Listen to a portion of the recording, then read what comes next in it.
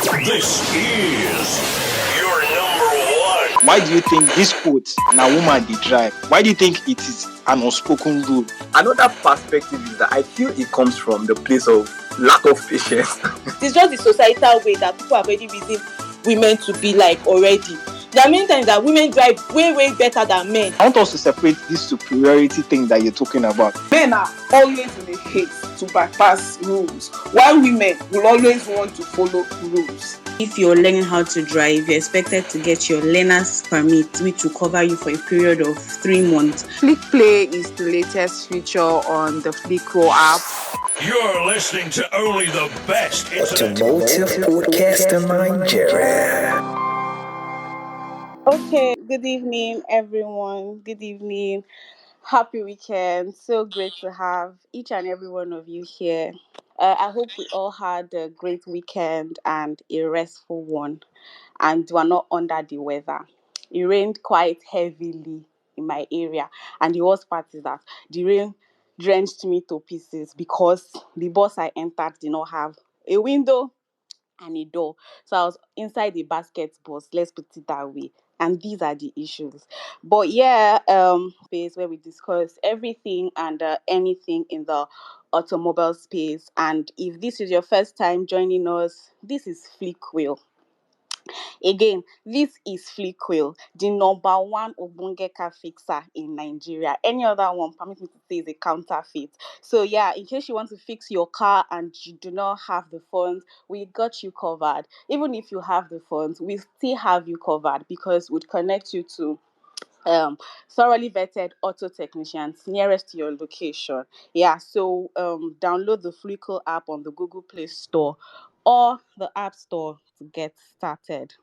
Yeah, so let's get right into it. Today's topic is a pretty much exciting one. Like the space is titled Navigating the Future and Safety of Superbikes in Nigeria. It's an interesting one for me particularly because growing up, my younger brother used to be very obsessed with Superbikes. Every time we were leaving for school and one just drives past us, you just see him scream with so much excitement, more like he should be on the bike. I didn't know why, whether it was the helmet or their safety outfit that fascinated him, but I don't know why he was always obsessed with that. So it's an exciting one for me because maybe I'm about to find out why. So, with us today is an amazing professional in the industry coming to shed more light and, walk us through the intricate things about this subject and how we can navigate the future and safety of super bikes in Nigeria. Because at the end of the day, that's like the ultimate thing, the how we can navigate these things to ensure safer riding for these bikers and also the passengers, because sometimes they do not ride alone. So Mr. Iretomiwa, we have Mr. Iretomiwa Odusote of BAD gang with us. I don't know if to call that bad gang or call it as BAD gang. But yes, when he comes up, he'll, throw more light on that. I can't wait to have you. I can't wait to hear and I can't wait to learn from you this evening. So you have the floor, Mr. Iretomiwa. Kindly give us a brief introduction of yourself, what you do, and what it is all about. Thank you. So the Bikers with Attitude and Determination Motorcycle Club, popularly known as Bad Gang, is a group of like-minded individuals from all walks of life, right, whose primary interests and activities involve motorcycles.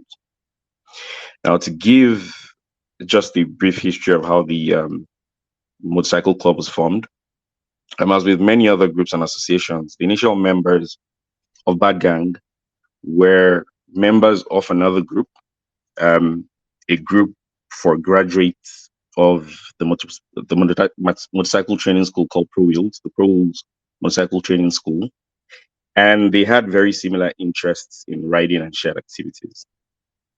So these members came together and agreed in 2016 to jointly pursue this passion and the shared activities Oh, that's interesting. That's really interesting to know. Okay, so I'm curious, Mr. Tomiwa, and I'm pretty sure I'm not the only one. How long have you been a biker, and why the sudden interest in biking? Though you've been a biker in cycling, not driving. I don't know, but yeah, how long have you been a biker, and why biking? Right. So I've been a biker for about 5 years. Right. People choose to become bikers for several reasons. Right. I'll give you some of the reasons why people choose to become bikers, and I'll tell you why I personally became a biker. Right. So some people choose to become bikers, um, for everyday commuting, going to work, going about their activities. Some become bikers because they want to, you know, go out of town, distance rides. Some just like the idea of having a motorcycle to race, for sports. Some people like the status that comes with riding a super bike. Some people just want to be a part of a bigger community, the motorcycle community. Um, some people want to challenge themselves, prove something to themselves by trying out something new. For me, it was because I had a love for motorcycles, and I had another love for going out of town during weekends, right? And it was a way for me to really marry those two interests. So I started riding to get into, I had a love for my motorcycles, so I started to ride, and also I could pursue my interest to go out of town every now and then for travels. Again, one thing that helped was that I had a number of friends who were already bikers, and I'd interacted with some bikers in the biking community. So there was already the allure of the motorcycle community. So it was pretty easy for me to make that decision to join, start riding a motorcycle, a super bike. Okay, okay, thank you. All right, I understand every other reason that you stated. I can, at least to an extent, I can quite resonate with them. But you mentioned long distance ride. When you say long distance ride, like how long can bikers go from, maybe say from like here to Akwa Ibom? Is that what you mean by long distance ride? Is that possible? I don't know. Yes. So long distances, yes, distances that are even farther than from Lagos to Akwa Ibom, for example. There are people who do cross country riding, right? So not just riding from one town to another, but even riding from one country to another. You may have seen in the news recently, we had a Nigerian biker who rode from London to Nigeria, right? So we have people who actually ride that far, ride, to other parts of Nigeria, right from the south to the north, from the south to the east, from the east, to the west, and people who also ride, across West Africa, you know, down to other countries in Africa, and even outside of Africa. So yes, it is possible to um, go those distances on a motorcycle. Wow, that's quite intriguing. I had no idea that bikes could, go as can cover, so much distance. Okay, so the next question, I want to know, or should I say, we want to know, as a community, I mean, as bad gang, operating in Nigeria, what are the challenges you face, in terms of infrastructure, road conditions, especially, I mean, road conditions specifically, traffic management, and insurance policies? Like, what are challenges that you battle with, and how can these challenges be tackled to ensure safer riding? Yeah, I don't know if you got that. Yeah, I did. So I Okay. mean, in Nigeria, we face the same challenges that other super bikers face in other parts of the world, right? We do have a few of our own challenges, which are unique to us here, but some of the challenges that bikers face, and I'll talk about the challenges generally, and kind of pinpoint some of the ones that relate to some of the things you mentioned in terms of infrastructure, traffic management, and the likes, right? So one thing about riding a motorcycle is that, and this will resonate well in Nigeria, is that riders have to face lots of bad roads and inconsistent road surfaces, right? You ride on our roads, and there are a lot of potholes, loose gravel, chipping on the road, and all these things are factors which lead to serious accidents, right?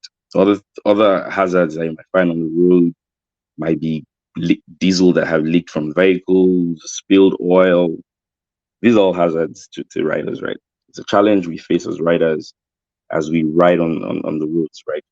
Um, Another challenge we face is other road users not being aware of motorcycle riders and not looking out for motorcycle riders, right? Sometimes, a rider might be in the blind spot of a vehicle, or and vehicle drivers don't check their blind spots or ensure that it's safe before they maybe change lanes or before they open doors.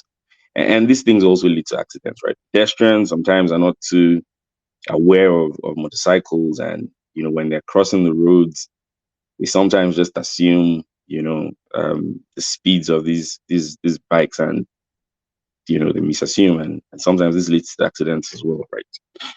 Another factor, or another challenge I would say we face in Nigeria as well is contaminated or low quality fuel, petrol, right? Um, some bikes are really sensitive, and contaminated or low quality fuel can cause damages to bike parts, right? Um, Bikers are not left out in some of the challenges we face, right? Some bikers are improperly trained. Some people just buy motorcycles, start to learn on their own, and then they hop on the roads without proper training from a recognized training school. So they're not aware of, proper responsible defensive riding, and there are hazards to other bike riders and to other road users as well. There are bikers who, because they're not properly trained, do not wear the proper safety gear, and then they end up in accidents and get severely injured, and gives a bad image to motorcycle riding. Some riders drink and ride, and that also causes like accidents. It's interesting and exciting to ride a motorcycle. Some riders get carried away and over speed. That's a challenge you face on the road as a motorcycle rider, as a superbike rider, or as a you know another road user. What else? I think theft of motorcycles is also a challenge we find in Nigeria. Motorcycles, the beautiful machines, and it's one of those things that people target to steal, and it's something we see a lot here in Nigeria as well. That's one of the challenges we see. And I think the last one I'll say is, which I think applies to Nigeria, is insecurity in other parts of the country. There are places in the country, in Nigeria, that we otherwise would have openly and freely explored, right? But some bikers aren't so comfortable to go to some parts of the country because of the insecurity, right? Some people, I mean, there are beautiful places in the north of the country, there are beautiful places in the eastern parts of the country, but because of the insecurity in those parts of the country, a lot of bikers shy away from visiting these parts that would otherwise have been very good places to explore, right? So those are some of the challenges we face. How do we mitigate against all these things? How can these challenges be tackled, right, to ensure like a safer riding experience? Well, I think one of the first things is sensitizing and informing the general public about the motorcycle riding community and about motorcycles in general, right? So when I say the general public, I'm referring to non-motorcycle riders, so pedestrians and other road users, cars, buses, and the likes, right?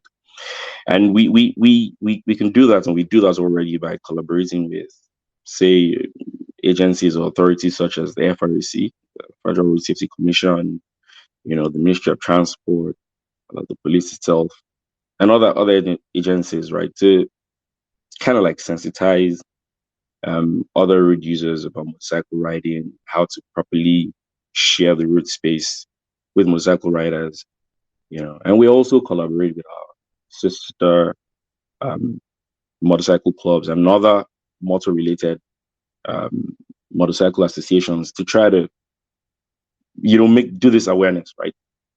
Here in Bad Gang, we have an initiative called Jollof and Palmy. Jollof and Palmy is a motorcycle and food festival that's aimed at creating a space or an avenue for bikers, for non-bikers to interact with bikers, right? So to interact with members of Bad Gang and to interact with other people, others in the biking community, right? The purpose of this is one, to of course to have fun while we're interacting, to network, but also one of the bigger things is to ensure that we better educate non-riders about the biking community, right? Educating them about, safely sharing the motor space with superbike riders, dispelling the negative perceptions that people have about bikers, and generally, generating that interest in non-riders to kind of grow the communities as well, right? So that's something we do, right? Another thing we do, or another thing that can be done to ensure safe riding, is to promote proper riding habits and ethics, right?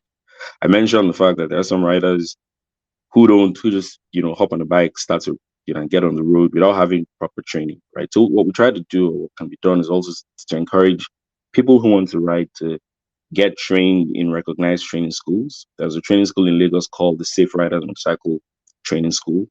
Train a lot of bikers. We encourage people to go to these training schools, get properly trained. You go through all the basics of knowing what a motorcycle is, a superbike is, what the parts are, how to properly ride on the road, how to share the space with other riders, what you need to do as the proper gear to wear, the right gear, to ensure safety in case of a fall, just generally how to ride defensively and responsibly. And I think the last one is, when you're dealing with machines and humans, life in general, accidents are bound to happen, right? One of the things that we try to promote, we promoted, is ensuring that superbike riders have proper medical insurance in place, just to have something to cater for in the event of an accident, right? So these things are things I think would ensure that riding safety is improved in Nigeria. Thanks. Okay. Thank you very much, Mr. Tomiwa. There are some things that you said that now properly makes sense to me now. And this is when you mentioned that some bikers are improperly trained. They don't have the proper training before they hit the road. It makes me now understand why these delivery guys drive, or should I say ride, as if they have another life somewhere.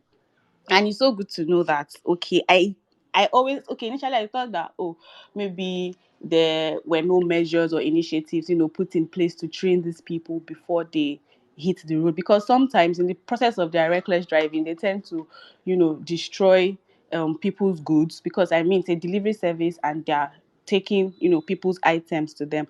So when I see this kind of, I just thought that, okay, maybe there are no initiatives to properly give these people the orientation that they need.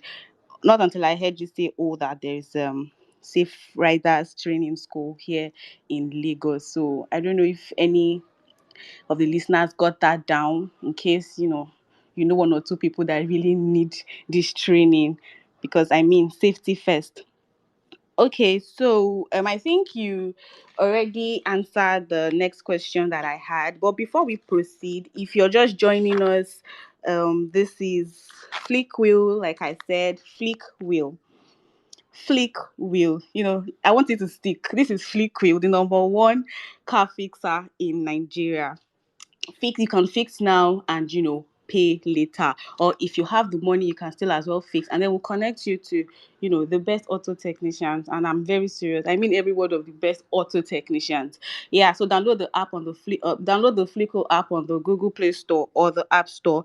And if you have any questions, please get them ready, as we'll be throwing it in after my next question with Mr. Iretomiwa.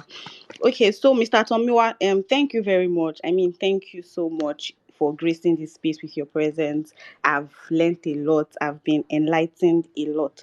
Yeah. So, do you think that there are any specific safety features or technologies that should be implemented in superbikes in Nigeria to enhance rider safety? Maybe like how do I put this? Okay, we know that cars have blind spots and all of that. So do you think that there are, all these kind of technologies that can be in superbikes to enhance rider safety, or are they already there and maybe people don't know that, oh, this is what it is for? Like when you mentioned the blind spot that drivers don't use, maybe they don't even know what it is for. I don't know, but I'm just saying that, do you think that there are any specific, technologies like this that should be implemented in superbikes, or are they already there?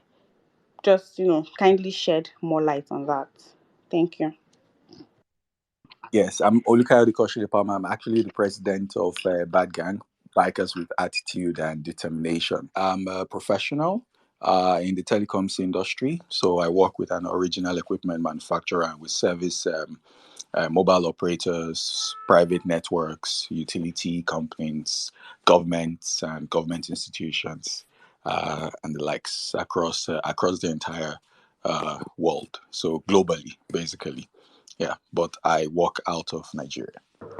So, yes, there are quite a lot of development that has happened over the years in the biking industry with respect to things like blind spots, with respect to, airbags and so on and the likes.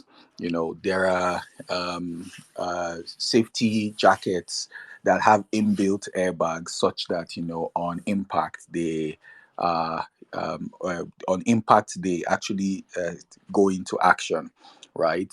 Now, depending on when they actually get deployed, determines how best these airbags would work from that perspective.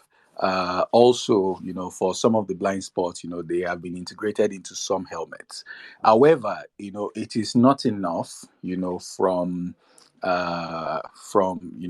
a safety perspective to get those integrated and have that operational.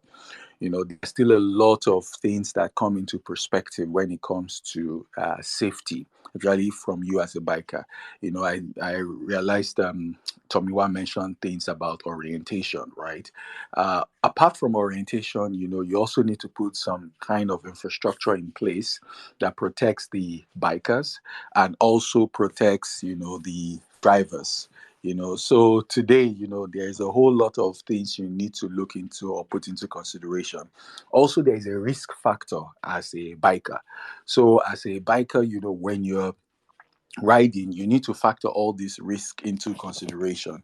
You need to actually be defensive in this part of the world, like in Nigeria, for instance, and even some parts of Africa. Now, for some of these other safety measures and technologies that have been put in place, either from a jacket perspective or from a helmet perspective, because they are all still in the development phase, right? Some of them that have actually been released are actually even super expensive, right? So, and having to purchase those ones when they've actually not reached a very high amount across the world.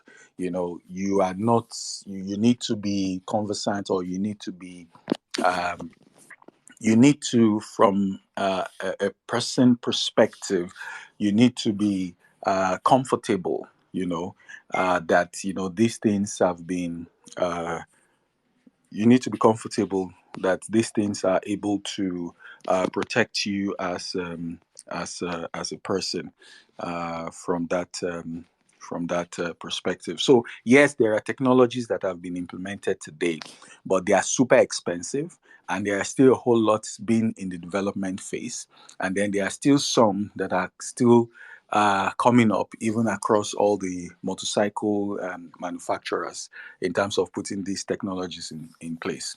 So yes, at some in the nearest future, we're going to start seeing quite a lot of these technologies in vehicles, in bikes. But nonetheless, as from a rider perspective, you need also to be a defensive rider.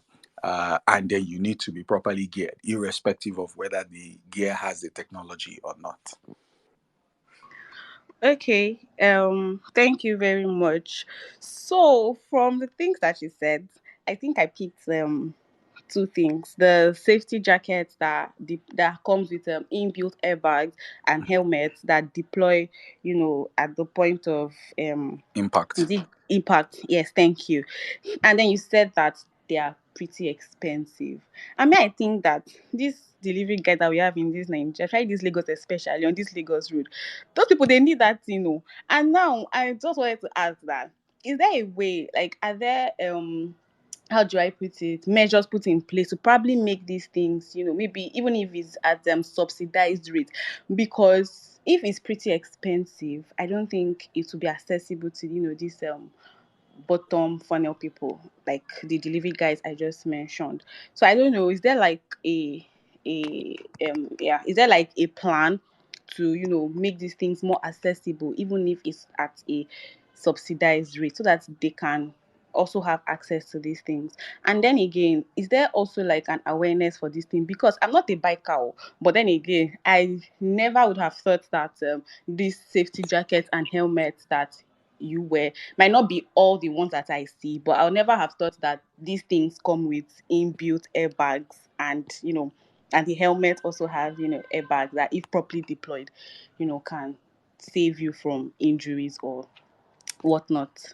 So I Okay. don't know if you Let me got just my quickly question. respond with respect to the dispatch riders and these other, especially the dispatch riders, right? The Yes, yes. dispatch riders are never geared up. So you don't even need those very expensive technologies in the first instance. They need to, first of all, be properly geared up in terms of wearing proper riding boots, proper pants, riding pants, jackets, and helmets, certified helmets, right? I think Tomiwa also just made a request. So please, can you just look into that? Maybe you can also grant his request as well. So while I continue speaking, so for the dispatch riders, they need to be properly geared first.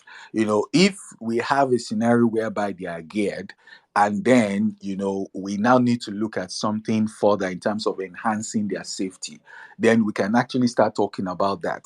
But in the first instance, quite a lot of these are dispatch riders. You see them riding their dispatch 200cc or 200 and whatever cc with slippers, and then they see a super bike, right? And the guy is properly geared up, maybe moving at 100 kilometers per hour. And these guys want to move at 100 kilometers per hour with the same guy that's properly geared.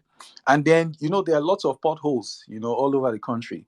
Now, if they get into those potholes, their bikes are not actually built to be able to sustain or withstand such kind of impact of those kind of potholes. And then it can fling them off, right? So some of them don't even know the limit of what their bikes can or cannot do.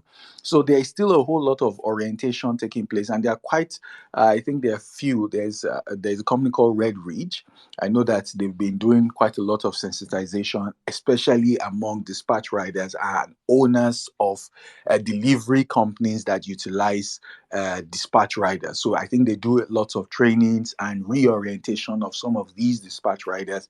I know that of recent they've been trying to get some form of collaboration with the government to be able to sponsor, some of these or provide some form of a sensitization or incentive, or cushion the maybe the cost of some of these safety wears, boots, pants, jackets, and helmets for some of these dispatch riders. So there's quite a lot also, taking place, at the background. But today we have so many dispatch riders, and because of the fact that there are, you look at Lagos, for instance, there's already a ban of Okadas. So you now have a lot of these Okadas moving into dispatch or delivery companies, and then sometimes you don't have proper due diligence, and then you have all kinds of stories among delivery companies. So I think the first thing first with some of these dispatch riders is that we need to look at their safety wears and then get them to wear proper safety wears. And then if we now look at, okay, we can now look at like a statistics of incidents that have happened with them geared up properly vis-a-vis not geared up properly, and then we can now take it to the next step, especially with the dispatch riders. Wow, All right. thank you very Thank you, much. Kifli. You have said a lot. In fact, your bad gang community has said a lot, and I'm so thankful for that. So, I want to ask, how do you foresee the future of superbikes in Nigeria? I mean, like, what are the growth expectations and what factors do you think may contribute to this growth? Should we look forward to a time where we can now choose between taking Uber or just hopping on a bike, to avoid traffic and all of that? I don't know if there's anything like that, like, you know, the way you order a cab. I don't know if there's anything like ordering a bike to take it to your destination, but that's just me thinking out loud anyway. But yeah, how do you foresee the future of super bikes in Nigeria, and what are like the growth expectations, and what factors do you think would aid this growth? Okay, so thanks. So I will split this into two. There is the private sector of the super bikes, and there is the commercial sector, right? In terms of means of transportation commercially.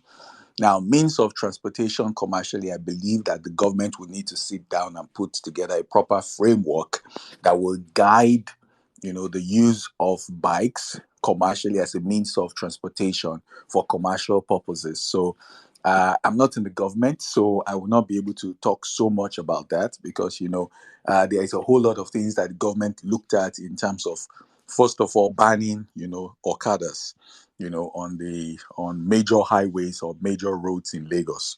So I believe that if they're going to reintroduce it, right, they will need to look at the proper framework because, by the time you're reintroducing it, Lagos is a densely populated state, compared to other places like maybe Oyo State or River State or Kano, right? Kano is a big state, but usually the densely populated area is the capital. Now, Lagos is unlike every other state. Lagos is densely populated everywhere. So when people say, I'm coming to Lagos, right, they've forgotten that Lagos itself is a state and the capital of Lagos is Ikeja. So, like you say, you are going from Lagos to Ibadan. Ibadan is the capital of Oyo State. So, there are other parts of Oyo State like Shaki, Eruwa. It's same thing, similarly like Ogun State, and that's why Ogun State also is fast developing. So you have other places like Shagamu and a whole lot of stuff. But Lagos is densely populated. So if they're going to actually look at the commercial aspect of that, they will have to come up with a proper framework to ensure that if they are really going to decongest, it's going to number one, they can guarantee safety, and have some things in place to measure, the risk and the safety features of, having that commercially available.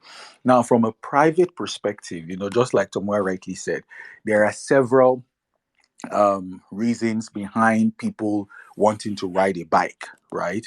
Now, but all that being said, we are seeing a fast rise in the number of bikers that we have in Nigeria, and is really, really growing exponentially. Over the years, we have several biking groups that have different events, and we also have those kind of events. We have one of the events we do on an annual basis called Jollof and Palmy. And, it's like a motorbike and food fest where you have bikers, non-bikers, bike enthusiasts, families. It's like a family event. And then at the end, by the time you finish the event, because people come there and see that, oh, these kind of people that ride these bikes are not trans, they are not drug lords, they are not thieves, they are not high assassins, they are also professionals like you and I, right? Then they get to meet these bikers, interact with them, talk to them, have some one-on-one discussion. Funny thing is that by the next year, when we're having that same event, quite a number of them already now have gone to the riding school. They've been properly trained. They've acquired their bikes. They've started riding, and then they end up riding to the event. Now, we don't really track it in terms of number of people that come to such kind of biking events. Not just that, all sorts of biking events across the country, because we've not put like a framework in place to be able to track and measure the growth of bikers in across the country. But if I will put a percentage to it, right, I would say that there has been on a yearly basis, there has been a 10 to 15% year-on-year growth in the number of bikers, if not more. But let me be conservative. I will say 10 to 15% year-on-year growth in the number of bikers that you have getting introduced into the biking community. So if, for instance, you have like 1,000 bikers in Lagos, then you're looking at 1,100 or 1,150 by the following year, 1,300. So if we say 10 to 15%, by the following year, it might be 20 to 25%. So I'm just giving you a conservative percentage because we don't have, proper framework or measurement in place to be able to tell you that, okay, this has been the growth in the biking community. But I also know that there are individuals, corporate organizations trying to put some things in place to be able to also introduce some motorsports in Nigeria. I know there is a track in Benin, but there are also some people and group of organizations trying to come together to see if they can build like an internationally recognized track such that you can have bike races, car races, and people can, have that as their profession. And then we can now have Nigeria as a whole being represented in, international sports. There's the MotoGP. In most of the time when you watch MotoGP, which is like a bike race there are different calibers, of or categories of the bikes. But MotoGP, I think, is the highest. I think is 1,000 cc thereabout. But most of the people you see, they are from different parts of the world. Notable people in Africa usually are from South Africa because they have, proper infrastructure in place. But those things are things that are being worked on in Africa, and I believe in West Africa, especially Nigeria. I believe that if we're successful in that, we might be I think we might end up being like a major country representing the western part of Africa in terms of recognition in the international body. So all these things are work in progress, and there are a lot of even motorcycle manufacturing companies that have been sending representatives to Nigeria to have, some one or two discussions. But I know that, within the next couple of years, 5 years, max 10, but let's say 5 years, short term, 5 years, we're going to see like a major exponential growth in among the number of people that are riding bikes. And then we're going to see lots of acknowledgement and recognition. And also the biking community, one of the things that is also notable about the biking community is sensitization, charity, events, collaborations with institutions, government institutions, private institutions, and the likes. And with all these things coming together, it actually puts the biking community at the forefront in Nigeria. So gradually we are making deliberate actions. We're actually taking deliberate steps, to be able to put the biking community in a recognizable position, not just among ourselves, but also amongst private institutions, international bodies, NGOs, and the government at large. Oh, wow, great. Really looking forward to this growth, take shape and, come into reality. Thank you so much once again, Mr. Kayode Palmer, and every other member of the Bad Gang community present here. So, lastly, I just want to know your community, the bikers with attitude and determination. Are you open to new memberships? And if yes, what are the requirements to become a member? If no, why so? But I'm hoping that you're open to new membership, because I can see in the comments here someone asking, how can a super biker join the BAD gang and what are the requirements? Okay, thank you. Yes, we are open to new membership, right? Requirement number one, you must be more than 18, right? So you must be an adult, right?